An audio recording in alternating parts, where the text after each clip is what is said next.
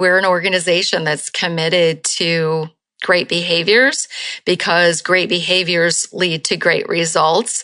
And we're an organization that really wants great results, and it takes great behaviors to get them. So you start having those conversations where before that, that's not really what we talk about day to day in most workplaces. Without supplies, there's no surgery. Without products, there's no patient care. Welcome to Power Supply, the healthcare supply chain podcast focused on helping you navigate the intricacies of logistics, purchasing, contracting, and supplier relationships. Each episode, we speak with healthcare executives, supply chain leaders, and innovative entrepreneurs from across the country as they share their stories, experience, and expertise on the industry we love. From the loading dock to strategic sourcing, from buyers to the C-suite, and across the enterprise, we tackle the real-life issues impacting the healthcare supply chain. Whether you're tuning in for conversation or inspiration, we're glad you're here. You're just in time to hear it from the source and stock up on insight. So sit back and plug into Power Supply. On this episode of Power Supply, we speak with Sue Tetzlaff, principal and co-founder at Capstone Leadership Solutions, Inc. We're going to be talking about culture today. How do you elevate it and really focus on the kinds of behaviors, either coaching those behaviors, exhibiting those behaviors, to ensure that your supply chain is running effectively, and really not just limited to supply chain. It's really the entire healthcare organization kind of setting that standard, laying that out, but also being flexible enough to focus on, the actual behaviors that may be exhibited in any one given department or not. So we're going to get a lot of best practices and strategies from Sue today, Hayes. Well, it's not just Sue, it's Coach Sue, and she brings it today. Right. She's even talking to Tommy from Tupelo. So stick around and learn what she said. Tommy from Tupelo and Sue coming up next. Stay with us. I'm Hayes Walder. This is Gary Skinner. And I'm Justin Poulin. From the studios of Healthcare HQ, you're listening to Power Supply.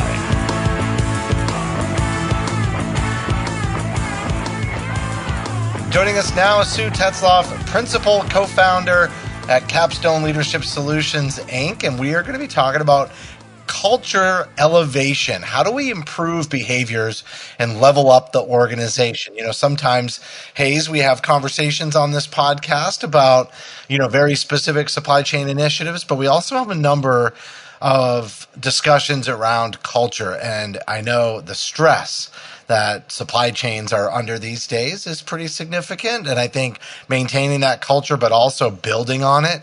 We talk a lot about resiliency and sustainability and what that means these days. And having a strong culture definitely is one aspect of how you can have a more sustainable and resilient supply chain team that's doing the work for all the patient care. And so Sue reached out to me recently because she's got her own podcast. And so I'd love to hear a little bit about that, Sue, and let you introduce yourself.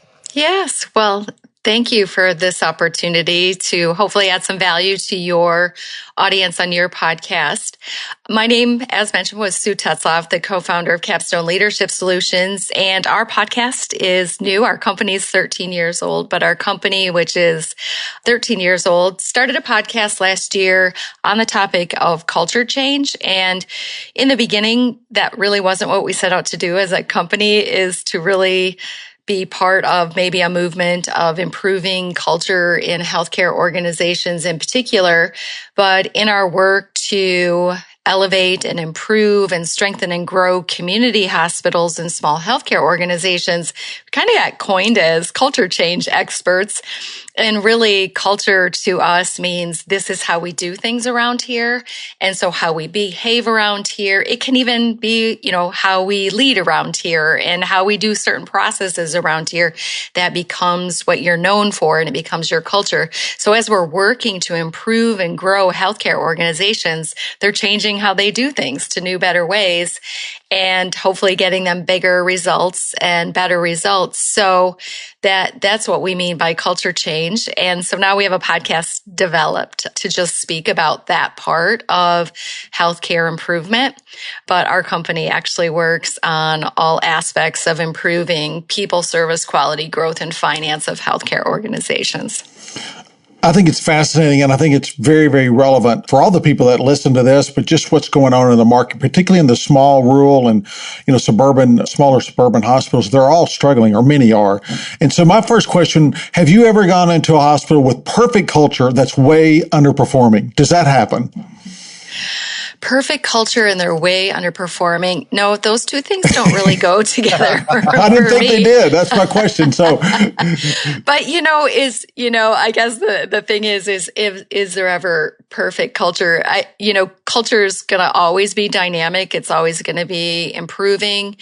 Hopefully it could be up and down. It does seem kind of subjective for sure, but it's really interesting because it is one of those things. I'm a data geek, actually, which is really interesting that I'm so now interested in behaviors and culture and some of the things that aren't as measurable, because I really am a data geek and I love things that are measurable and how you can map things out and processes and all of that. I was a computer science and programmer. That was my career before healthcare. So if that says anything about how my brain works, but, really, there are ways to measure culture in some ways. I was just on a call earlier today related to like the culture of safety and how in our organizations we can actually measure some of those very specific things. There's lots of research and data that can be captured around culture in that way, even through our employee surveys, which are really perspectives, but we can get data around that. But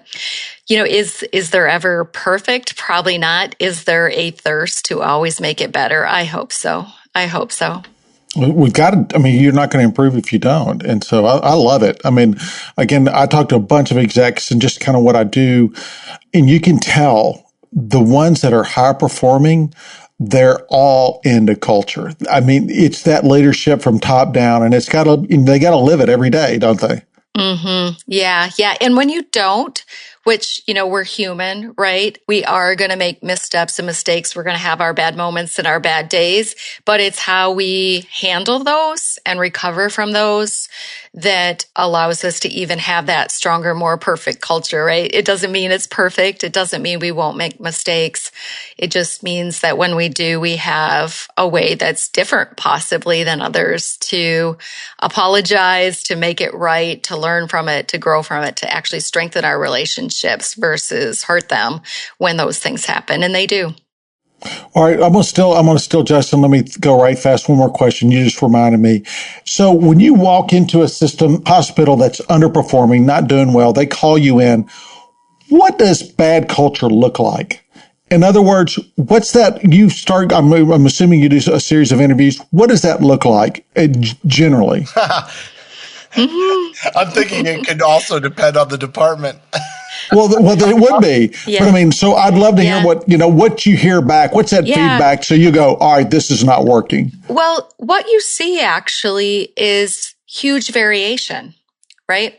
So, in any size organization, even we work only with pretty much small organizations. So let's say a regular community hospital, and of course, they're organized by departments or divisions or whatever. We know how that works in how organizations are kind of divided up to be led and operations, handled day to day. And so when you think about that, what you're going to start to see is variation from the lowest behavior and performance to the highest. And you're going to see pockets of all of that, right? You're going to see pockets where results, whether it's service excellence, patient satisfaction, employee engagement, morale, turnover, and all that, where it's just great. And then you're going to see parts where it's not. And then you're going to see everything in between. And, when you talk about the organizations that overall at that very top level and the macro levels of what we say is a healthy organization that's strong and always improving, that's just a makeup of all of this stuff underneath. and the strength of it and how it's performing and the cumulative impact of that. And so obviously in an organization where those top levels of their metrics, whether it's, market share, employee metrics of turnover, whether it's, something like profit, those top metrics are going to be impacted by what's going on at all those other levels, like a single department and, the accumulation of all the departments. And so even in the best organizations where they have some really great results overall, you can still find pockets of opportunity to improve both process and people, both culture and, results. You can always find those, but there's less of them, right? There's less of those to find in an organization. So we look at their data and then we look, beneath the, hood, and you start looking at and assessing where those pockets are. Now, what's really fun about our work and what we've been able to uncover is that there are some very foundational solutions, like setting and achieving high standards for behaviors. We would consider that to be a foundational solution that when an organization can establish a very clear set of how we behave. This is how we do it around here. This is how we behave around here. We can set that very clear standard. And then all leaders and employees know what needs to happen to bring and keep those standards alive. That would be a foundational solution. And when everyone in the organization is part of that foundational solution, then we start to see everybody rise, right? Where all departments start to get better. Wherever they started from, right? The ones that were at the lowest, the ones that are at the highest, that one foundational solution can take them from where they are and help them go even higher up.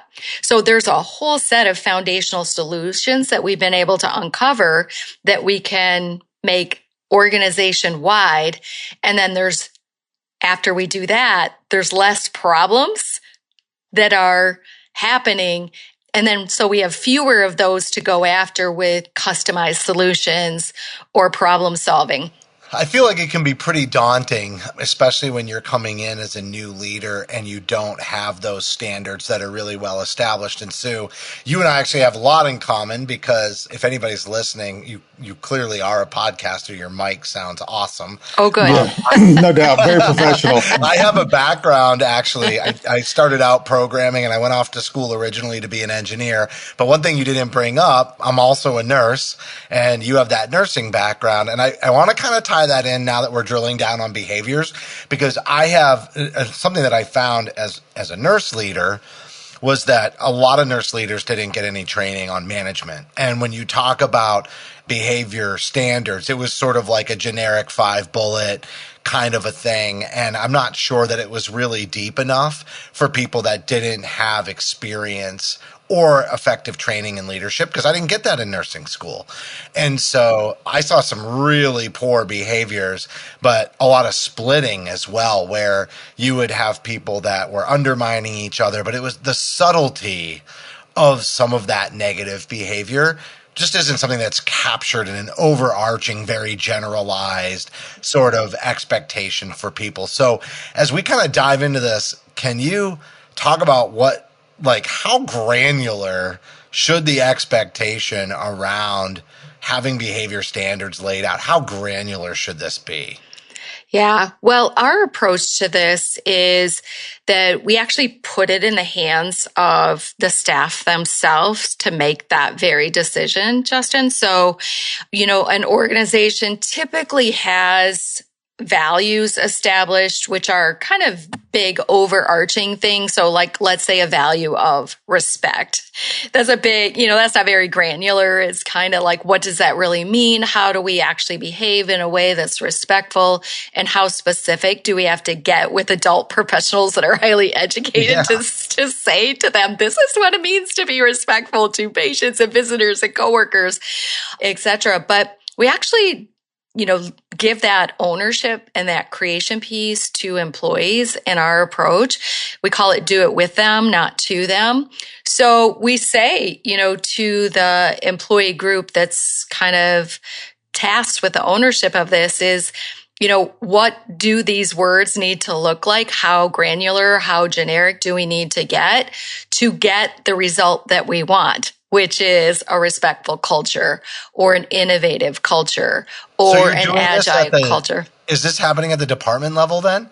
Where you're talking about, like, there's sort of an overarching standard, but then whatever level that needs to be defined happens more departmentally? Well, there's an organization-wide set of standards that guides kind of what you're talking about, Justin. So they're kind of comprehensive. We don't want them to get too big so that it's really difficult to, you lose the essence of it, I guess, or it's hard to bring and keep it alive if it's just too many. So we want to narrow the focus to the most important behaviors and values that are necessary to take the organization to its mission, its vision, and its goals and its top strategic priorities. So there's a few considerations. So we do a little coaching around that. But so we don't want that variation, right? So if it's different for every department, then we're still fighting the monster of variation in our culture, which isn't helpful. We want that synergy. We want that alignment.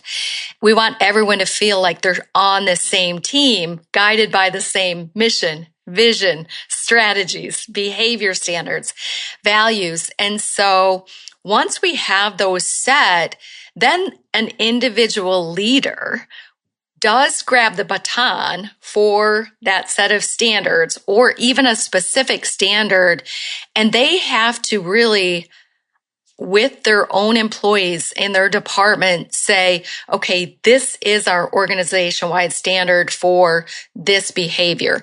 Maybe it's a coworker behavior about helpfulness, being willing to ask for help, offer people help, accept help, those kind of things. Maybe it's a standard around that kind of behavior. Then we start to talk about it in our department about what does that look like in the supply chain, right?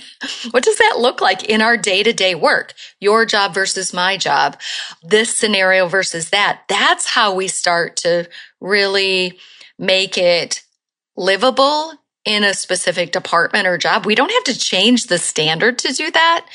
We have to just talk about how to apply the standard to our actual department role, those kind of things. And maybe not everything applies. So the leader may not have to put a lot of emphasis on that. And if that behavior is alive and well, it doesn't mean you ignore it completely and don't talk about it, or do things around that in your department as a leader. But for the most part, you can use the behavioral standards to say, wow, we have this set of behavior standards. We know in our department, we're struggling with these behaviors. So we're going to spend a lot of time really working together on elevating those behaviors in our department, where in another department, it might be a few other different behaviors on that list. So that first list that really is created is an organization-wide set of behavior standards. And then each department leader then has a tool, right? It's something that, like you said, like if we didn't have that defined, then as an individual leader, it's up to me to decide what the standards are for my department. And I have to tell you, that was true in my workplace too. You mentioned it was true in yours. When I was a nurse leader, I didn't have that to go by. So when I would go to coach one of my employees on their behavior, they would say to me, why do you get to decide, Sue, how we behave here at our hospital, in our department? Like, who gives you the right, like, to say this is how we behave around here? Like, your standards are too high. It's unreasonable. And, that leader over there isn't even gonna care if I behave like that in their department. Maybe I should go work there, right? So having one set of standards is really useful, and even having any standards is certainly useful, but having one set is really helpful so we can compare behavior, coach behavior to the standard versus, making it up as we go and saying this is a standard and, really not having it decided for the whole organization. And now it's a tool that I can use as a leader. Fantastic. First of all, people can't see this at home, but you've got this cool quarter zip that says Coach Sue on it, and it's killer. So first of all, I have to just say that's wonderful. So when you talk about coaching people, you mean it. I do. Yeah. And so generally speaking on, kind of rules, if you will, right? These expectations, they're literally written out, and or do some people, I would assume you can have good culture and just have everybody it's unexpected. It's an unwritten rule. We talk with respect. We listen. We do that. But in your case, it's got to be black and white. This is the blueprint. Is that how you're saying? It's so helpful too, because once they're written, and again, just the process of writing them adds importance about this, like if we're taking the time and energy, investing our talents, time and energy to do this, it should be important stuff with a return on investment, right? So it starts to create this importance around it just because we're going through this. But once it's in writing too, then one of the things we recommend is that then there's like a commitment event to these standards. And it's an organization-wide celebration. It's like drawing a line in the sand to say it's a new day. We used to behave like this, but now we're going to aspire to these higher behaviors that are aligned with our values and our goals and our strategic priorities and the better we want to be in the future. And so that commitment event isn't like pixie dust where all of a sudden when people commit to these behaviors that their behavior magically changes. We know that that's not how humans change behavior. It's really, really hard for humans to change behavior. But just having it in writing and just committing to trying to live these behaviors is already 2 steps ahead than most organizations have in their process of elevating behaviors. Just those 2 steps alone are going to start the ball rolling. And so that commitment event happens. That's where you unveil these beautiful standards that the employees themselves created. And then people are talking about behaviors where normally, if we're talking about behaviors, it's behind somebody's back and we're talking about bad behaviors of somebody, but now we're talking about behaviors in a really helpful way where it's designed around, we're an organization that's committed to great behaviors because great behaviors lead to great results. And we're an organization that really wants great results and it takes great behaviors to get them. So you start having those conversations where before that, that's not really what we talk about day to day in most workplaces. Let's just say Tommy from Tupelo, he's got a supply chain. He's been Tommy from Tupelo has been on this show like 2 or 3 times. Well, also Tommy from where's Topeka too. But Tommy, has been there for 6, 8, 10 years. He's got 80, 90 employees under him, and the culture's poor. Right.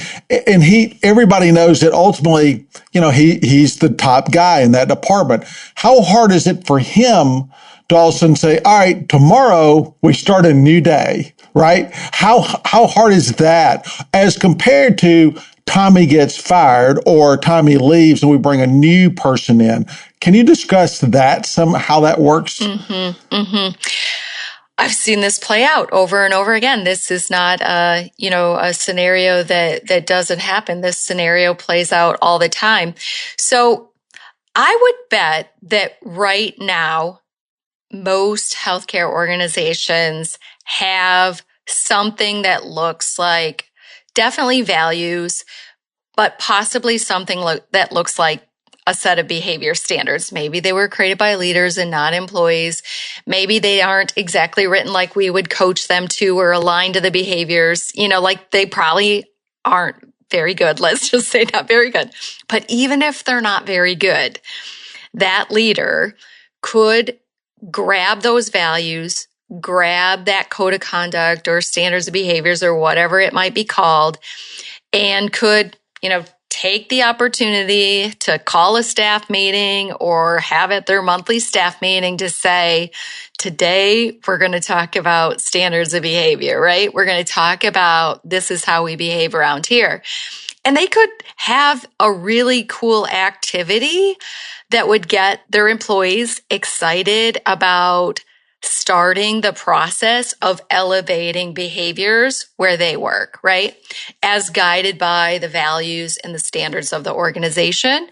And a way to do that might be to have a fun little activity of everybody take a stack of Post-it notes, and we're going to do a 7-minute silent brainstorming session. And we're going to do 7 minutes of everyone writing the best behaviors you've seen in our department in the last week or two. And they just plaster the wall with the best behaviors. We're going to do another 7 minutes talking about the undesired behaviors that we've seen in our workplace in the last week or two. And they're going to plaster a wall. They don't have to put names on it. So-and-so did this. Just like, what are the behaviors we're seeing that we wish were better? Do you actually prefer they don't put names on it? Oh, yes, for sure. That would be pretty destructive. Sure. Yeah, it doesn't help. It doesn't add value. It doesn't add value. If Power Supply did that, Gary would never be on the wall. Yeah. We do that. No, but we give each other a hard time. But Gary would never be written on the wall. Just saying, Gary, you're not here today. So, and if you had 90 people and you didn't get them all there, or you just used a subset of your team, and then what they could do is group like behaviors together. Oh, these are all about how we interact with patients or with certain departments, or how we interact with, this is all night shift related, or this is all remote worker related. Like they get to decide, this is all about civility or respect. This is all about resisting change. They get to decide how to group behaviors together into categories or like ideas. And what you're going to start to see is the theme of behavior opportunities in that department, because you can't go after everything, because if you go after everything, you're going after nothing. So what we want them to then do is look at that, the values of the organization, that code of conduct or those behavior standards, and say, okay, these 2 areas look like opportunities where we could improve because they were on the undesired list. And those align with these values or these behavior standards. So we're going to start there to take some action to try to bring those behaviors to a new level in our department. And they can see the connection, right, to what's happening day to day and what's aspired to, what's desired, and they can see the gap, right? And then they can start saying, how are we going to fill that gap? How are we going to elevate our individual and group behaviors to improve there? And then they might even, like if there's a lot, they might say, well, what's most important to improve? What would make the biggest difference?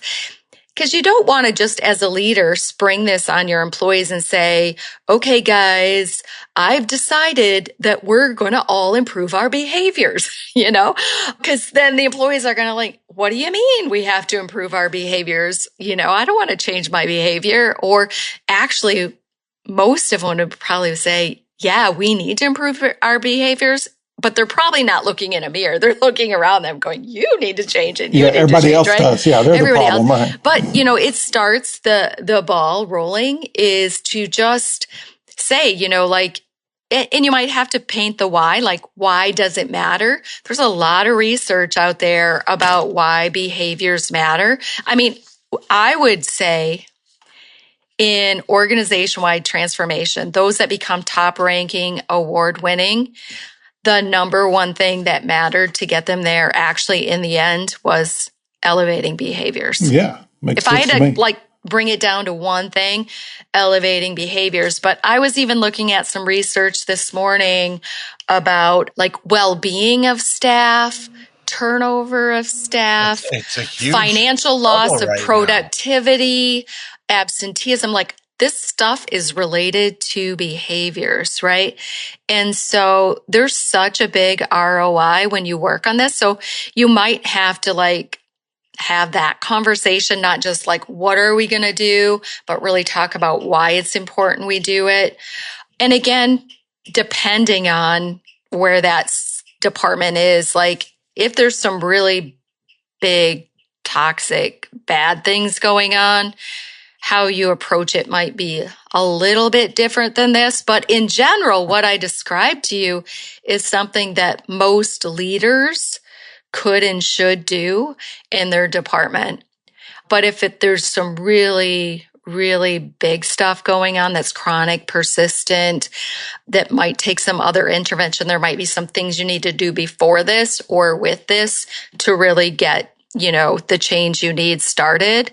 But in general, what I just described to you is a piece that's part of, most of the plans for an individual department to get on a pathway of improvement with behaviors. All right, so just two quick things before we wrap up, and we're coming up on time. But one is just a sort of a curiosity question. Another one is a free resource that we'll have uploaded to our smartphone app as bonus content, which I can give you an opportunity to provide an overview of. We don't get a lot of bonus content, so I will tell everybody you can just download the Power Supply app for your smartphone device. So that's Android or Apple or iPhone. And then when you click on the episode, there's a gift box icon, and then that will bring you into a PDF document that we'll have attached to this. But so Sue, first my curiosity, and then you can talk about the 12-point people pillar inspection that we'll have available for bonus content. Curiosity question is, what is the most under-recognized negative, subtle behavior that can really take down a culture? So many to choose from? That's a great question.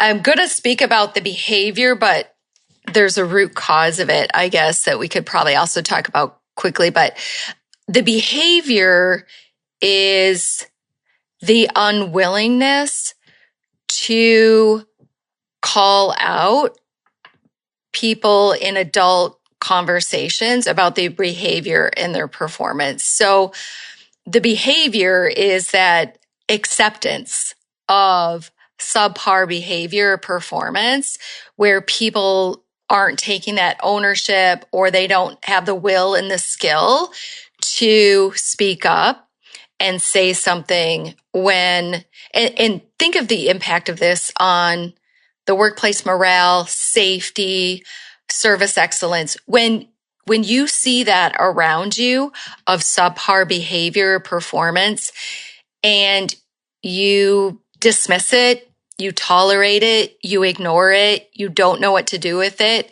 that behavior, when that is prevalent in a culture, it really, think about, you can't have great results, top performing, amazing, always improving results in an individual department, service line, any area of your organization, if that behavior is prevalent, where people don't have, there isn't that culture of willingness to speak up and to hold standards, tight.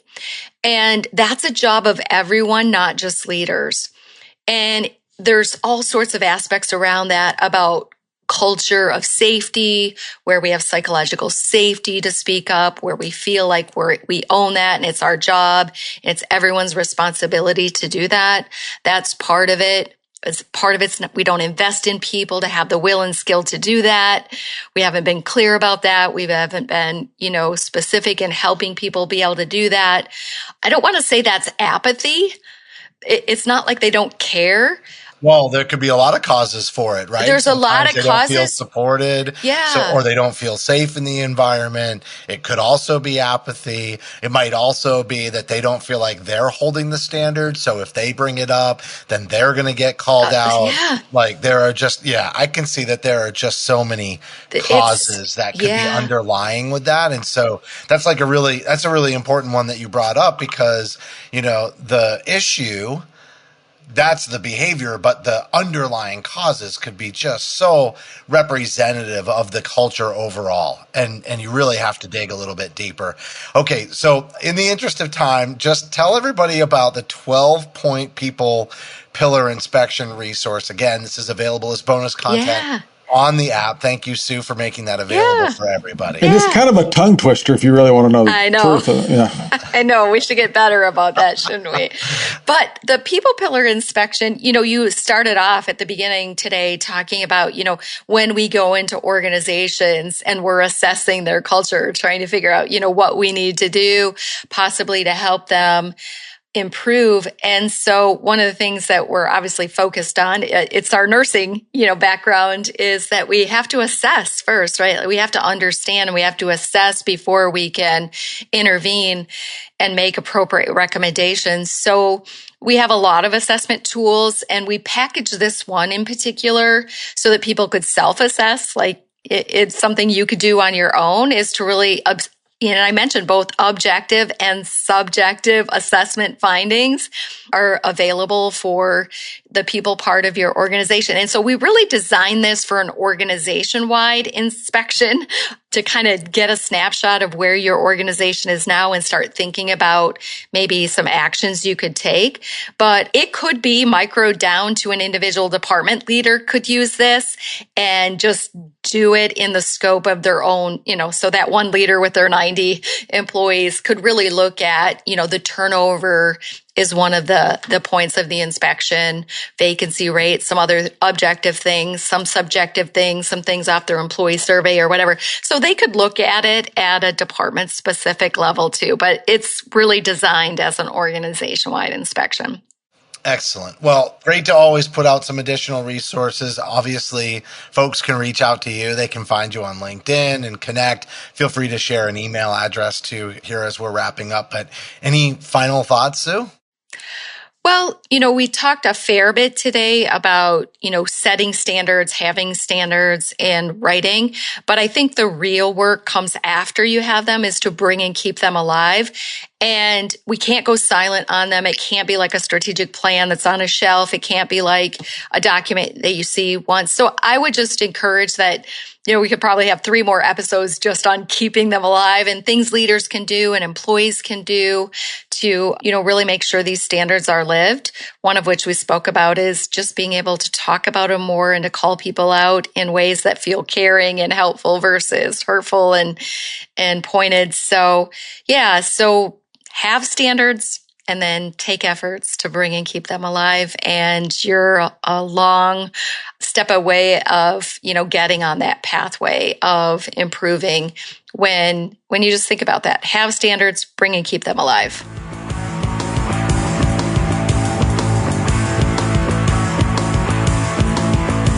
Sue Tetzlaff, everybody, principal and co-founder at Capstone Leadership Solutions Incorporated, Hayes. Great discussion with Sue today around culture. I'd love to have some discussions every season that are very specific to supply chain strategies, but I also like to talk about the things that really matter and really move the needle. And when we got done recording, you had a little conversation about sports teams, which is actually one of those areas where you really can see the impact of good coach, good culture, good leadership, and how it can just change the performance almost literally overnight.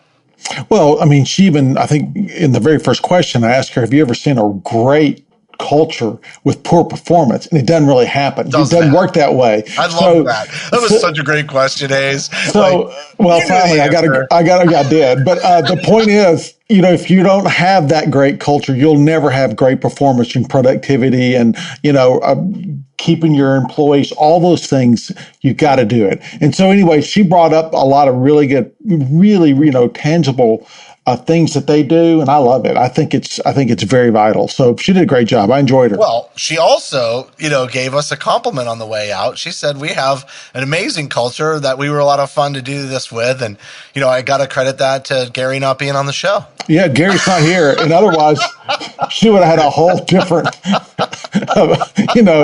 thought. But anyway, Gary, you're not here, but thanks so much. We miss you. I think that's what's great about our culture.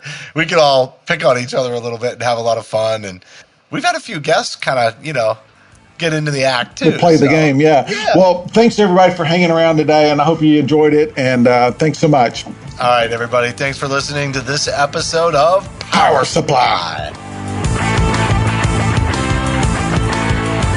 Thank you for listening to this week's episode of Power Supply. As a reminder, you can help support us by subscribing on your favorite podcast app or by downloading the smartphone app on your iPhone or Android. Simply search for Power Supply in the App Store or Google Play. The best thing about downloading the smartphone app is that you can access bonus content for certain episodes and view episodes in certain categories, like articles on the go and vendor spotlights. Are you following us on LinkedIn or Facebook yet? If you are and you love an episode or post, then let your social network know about it. Like, comment, or share our posts along with your thoughts and keep the conversation going. If you have any topics or guests that you would like to recommend for a future episode, just send us an email to info@powersupplymedia.net. We look forward to hearing from you.